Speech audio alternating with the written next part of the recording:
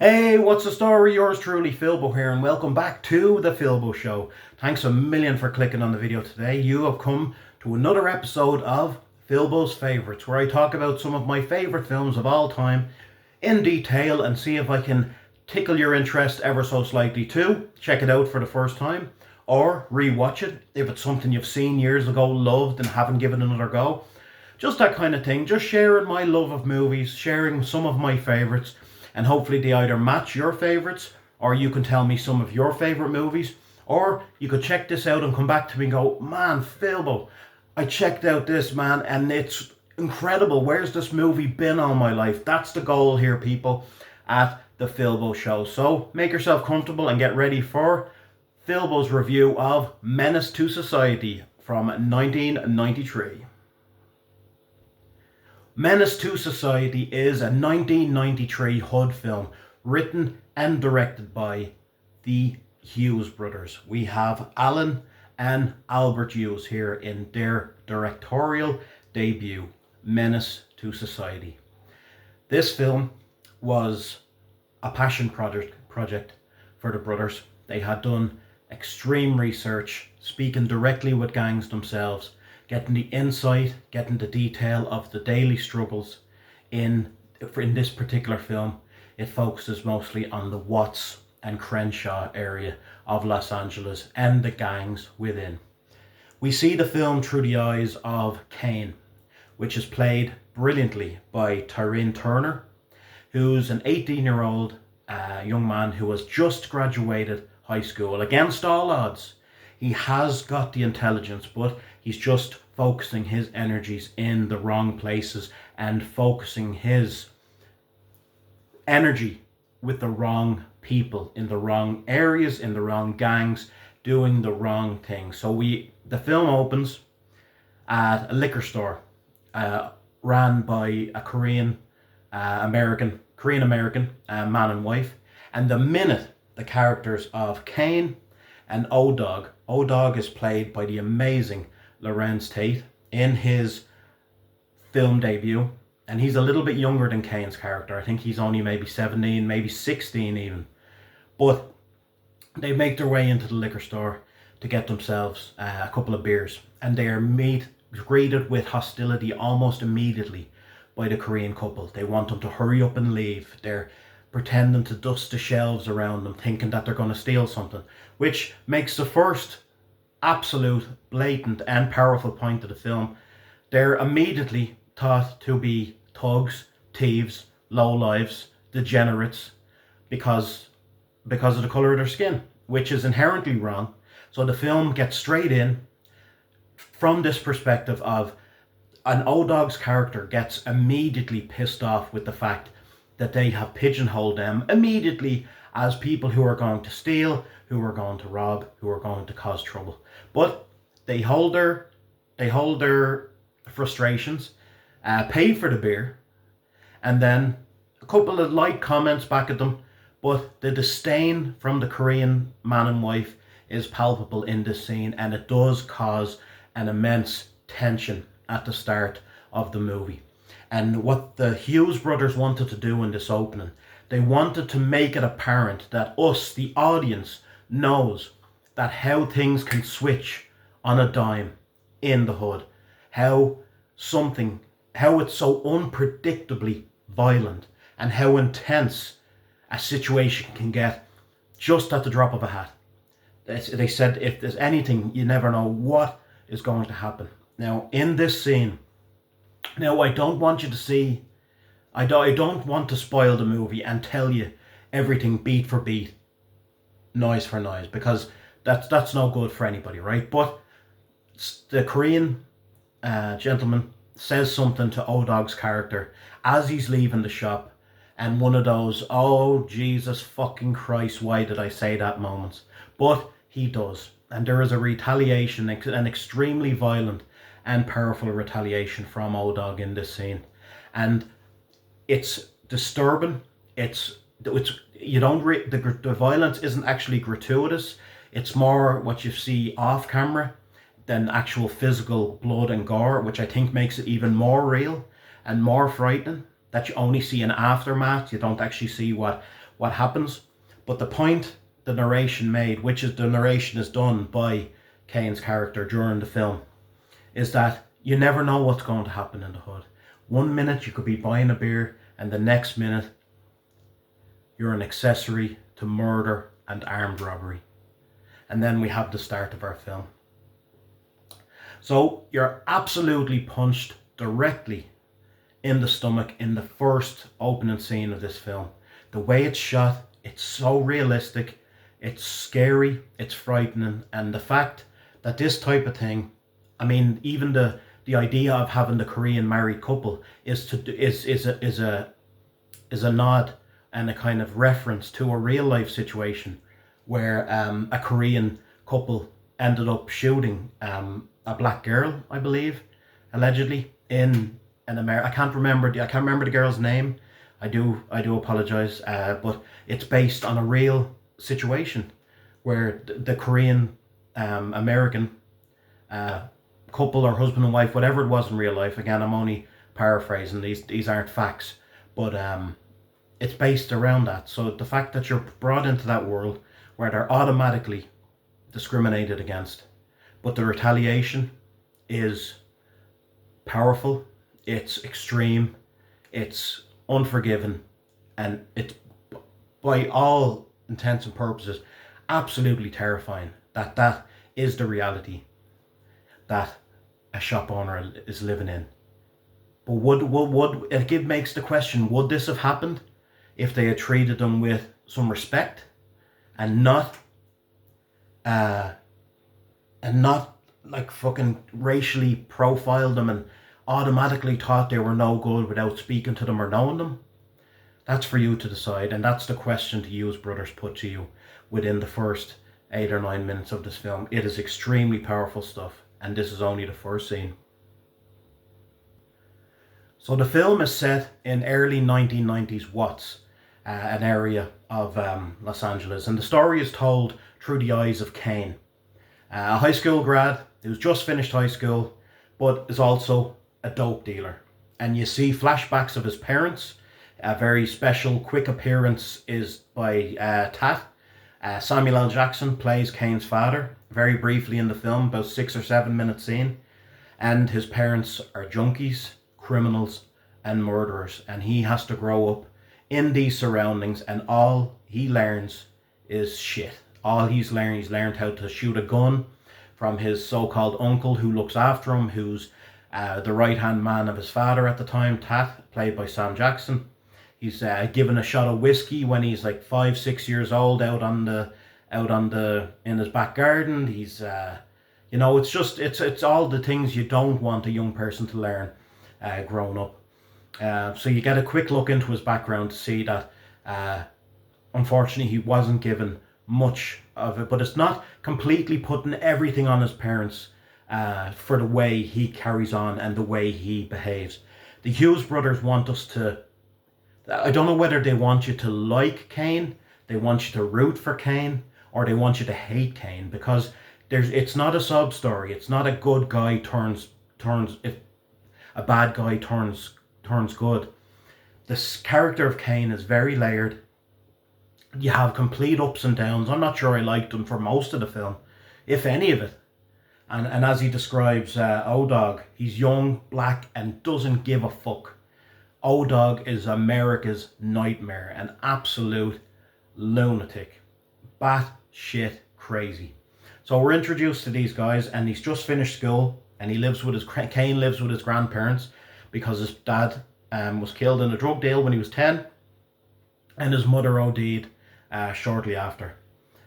So he moves to the Jordan Downs area of what's at the time a very run-down, dangerous area populated by gangs. So himself and O-Dog, upcoming in the crime world, so to speak, in this new area, become friends and start doing dirt, selling drugs, shootings, the whole bit. So the film is basically a series of unfortunate events that we see Caine go through in this summer after he graduates from high school.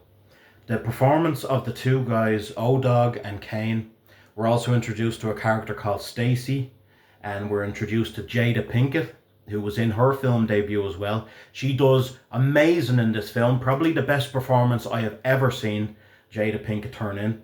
She plays Ronnie, and she has a little son, Anthony, who Caine checks in on time to time, make sure they have money, make sure they're looked after.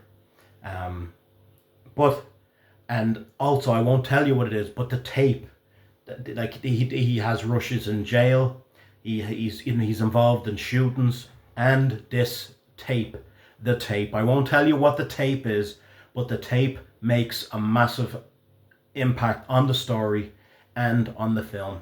Very disturbing, very fucking sick. But as O-Dog says, this shit is funny to him. Again, I leave that to your imagination. Check out the film. It's wild.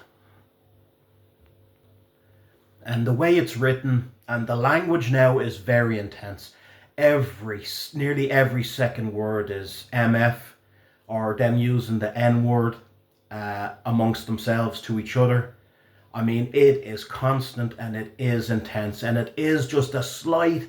I know it's intense and it's real, but it's so constant at times, where it's gratuitously constant. The F bombs, the calling women bitches, and calling each other the N word, and calling each other mother effers. Like the entire film, every second word.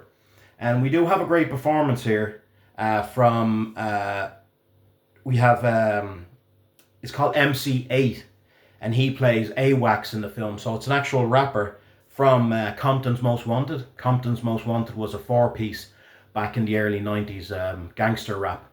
And AWACS has a great role in this film. MC8 plays him. And he also has a great track, Straight Up Menace, that he has on the soundtrack, which is arguably the best song on the soundtrack. So it's great casting. There's a character, Sharif. He's an ex-gangbanger turned Muslim. And then we've Stacy, who's a bit more level-headed. It's just a great cast. Just a truly all-round great cast. Very real, very authentic. I mean, for people in their first movie role and for first-time directors, it's absolutely flawless direction, great cinematography, incredible sound. It has an awesome soundtrack as well. The likes of DJ Quick, Smooth, High Five, NWA, and of course MC8 taking full credit for Straight Up Menace, which is a great track that is played in the first act of the film. If you like your drama gritty, real, and with an underlining message in it that is not beating you over the head with it, Caine is essentially our main character. O-Dog is our lost soul, for want of a better expression. Is there any hope for O-Dog? Probably not. The way his character is put forward, he is just completely... He has zero interest in his own well-being, and he has zero care for anyone else's well-being. Again, they don't go into O-Dog's past, they just go into Caine's past. So maybe that could have been a missed opportunity to have a little look into what O-Dog's upbringing was like. I can't imagine for this, I mean, it could have been very compelling. I think it could have been a missed opportunity, but they're keeping the film within budget, about 97 minutes, so they decided to stick strictly with the Caine character, but that is a nitpick at best. And by the time, it basically a series of events. He meets a girl at the park who he sleeps with, and that causes problems. He's out with his cousin to get some food, and their car is hijacked. That causes violent repercussions and issues. I mean, all the shit, all the crap. I mean, as they say about spitting in the wind, the longer you spit in the wind, the more likely it's going to come back in your face. And that's kind of the message here. Have you done enough to stop and go forward, or have you done too much to move on? That is the story of the film. Now again, I'm being very vague, very blunt, but I can't tell you how powerful this film is. The realism and the ending will stick with you long after the credits roll. The heartbeat sound effect, and the kind of, when your ear, you can come out, go swimming, and you go like that with your ear, and it kind of is like, until the water clears, and then your hearing comes back. It has this incredible soundtrack at the end for the final scene and the definitive finale of the movie. And his grandfather says, Caine's grandfather says to him earlier on in the film, Caine, do you care if you live or die? Because his grandma and granddad are at their wits' end with his crap. He's kicking the shit out of people on their front step. He's getting arrested for attempting to rob cars. I mean, that he's only, I mean, you know, it's just snowballing, and they basically give him an ultimatum at a point in the film. And his last thing saying to him is, do you care if you live or die? And Caine's answer is, I don't know. Will we find out if he'll end up giving a shit about his own existence? Or will it be too late? You'll have to check out Menace II Society to find out. It's an incredible cast. Jada Pinkett is stunning in her debut role. We have Taryn Turner and Lawrence Tate in the leading roles, and they do incredibly well with the characters of Sharif, Stacy. I mean, everybody gives an absolute shift here. My only thing is that the language is just a bit too much at times. It's just overdoes it ever so slightly, and it takes you out of the film to the point where you're like, okay, wow, a lot. But again, authenticity. They wanted it to be as real as absolutely possible. I mean, they interviewed real gang members. They walked these streets. They talked to these gangs, and that's probably the way they speak. But for my taste in a film, it just pushed the N word and the MF word. Just like they literally are saying it in the film more than like and the and hi. You know what I mean? So that's my only nitpick on it. It's very well paced, has a great beginning, middle and end. You don't know whether to root for Caine or root against him. I mean, O-Dog is just a flat out psychopath. When the violence hits, it hits extremely hard. So please be warned. But this film's ending is nothing short. The hairs on the back of my neck stand up just even thinking about it. That final sound that rings out before, directed by the Hughes brothers, will stay with you forever. It's an incredible film, and it's 4.5 stars out of 5. That's 4.5 stars out of 5. My official rating here on this episode of The Philbo Show, and this segment, Philbo's Favourites. So, in closing, I can't recommend this film enough. I suggest you check it out as soon as you can. I, of course, have my own copy. Let's give you a look here now. When it comes to Philbo's Favourites, you gotta have your own hard copy. There it is there. Menace II Society. A Hughes Brothers film. An absolute incredible film. An absolute triumph in realism, and just a real eye-opener to what the black youth of Los Angeles in the early 90s had to do to survive. The way they were ill-treated by the police, ill-treated by other nationalities who automatically judged them without knowing them. I mean, it's an incredibly powerful watch. And I can't recommend it enough. 4.5 stars out of 5 for Menace II Society. Thank you so much for watching. If you enjoy what you see here, check some links below for more movie reviews. Loads going on the channel now in the next while. The next movie review now will be Mortal Kombat 2 on Saturday. Can't wait for that. So be sure to like and subscribe. Maybe hype the video if you think if you could be so kind. It wouldn't do any harm. And yeah, I'm going to enjoy a bit of barbecue with my family on a beautiful Wednesday evening here in Dublin. So it's just about lit now. So may the sun always shine. Yours truly, Philbo. Outbo.